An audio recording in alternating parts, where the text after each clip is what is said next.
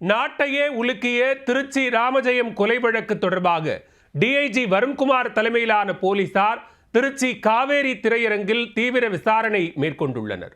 13 ஆண்டுகளாக மர்மமாக நீடிக்கும் ராமஜெயம் கொலை வழக்கு எப்போது முடிவுக்கு வரும்? 13 ஆண்டுகளாக நீடிக்கும் ராமஜெயம் கொலை வழக்கை மீண்டும் தூசி தட்டி டிஐஜி வருண்குமார் தலைமையிலான விசாரணை குழு களத்தில் இறங்கியுள்ளது.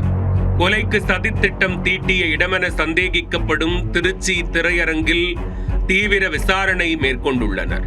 ராமஜெயம் கொலை வழக்கில் 13 ஆண்டுகளாக சிக்காமல் இருக்கும் குற்றவாளிகள் டிஐஜி வருண்குமாரின் வலையில் சிக்குவார்களா? அமைச்சர் நேருவின் தம்பியான ராமஜெயம் கடந்த 2012 மார்ச் 29ஆம் தேதி திருச்சி தில்லை நகரில் வாக்கிங் சென்று கொண்டிருந்த போது காரில் கடத்தப்பட்டு திருவள்ளர்சோலை எனும் இடத்தில் வைத்து கொடூரமாக கொலை செய்யப்பட்டார். கைகள் பின்னால் கட்டப்பட்டு உடல் முழுவதும் இரும்பு கம்பியால் சுற்றப்பட்டு ரண கொடூரமாக அவர் கொலை செய்யப்பட்டார். நாட்டையே உலுக்கிய கொலை வழக்கில் 13 ஆண்டுகள் ஆன போதிலும் கொலையாளிகள் யார், திருச்சியில் மிக முக்கிய புள்ளியாக ஆதிக்கம் செலுத்தி வந்த ராமஜெயம் எதற்காக கொல்லப்பட்டார் என்பது குறித்து தற்போது வரை கண்டுபிடிக்க முடியவில்லை. முக்கியமாக டார்கெட் வைக்கப்பட்டிருந்த 12 ரவுடிகளிடம் விசாரணை நடத்தியும் எந்தவித துப்பும் கிடைக்கவில்லை. உண்மை கண்டறியும் சோதனையும் பலனளிக்கவில்லை. இதனிடையே ராமஜெயம் கொலை வழக்கிற்கு டிஐஜி வருண்குமார் தலைமையில் சிறப்பு புலனாய்வு குழு நியமிக்கப்பட்டு வழக்கை விரைவாக விசாரிக்க நீதிமன்றம் உத்தரவிட்டது. இந்நிலையில் சிபிசிஐடி டிஐஜியாக பொறுப்பில் இருக்கும் வருண்குமார் தலைமையிலான சிறப்பு புலனாய்வு குழுவினர் களத்தில் இறங்கியுள்ளனர்.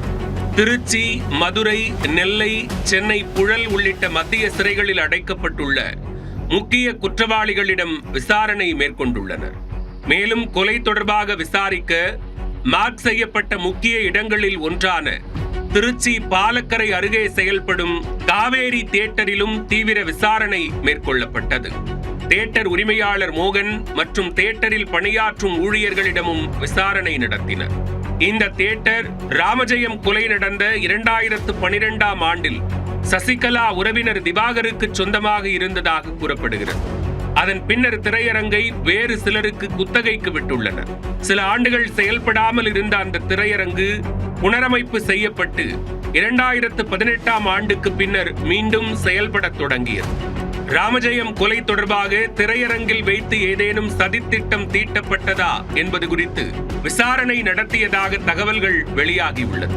13 ஆண்டுகளாக கண்டுபிடிக்கப்படாமல் இருக்கும் ராமஜெயம் கொலை வழக்கின் குற்றவாளிகள் வருண்குமாரின் விசாரணையில் சிக்குவார்களா? காத்திருப்போம்.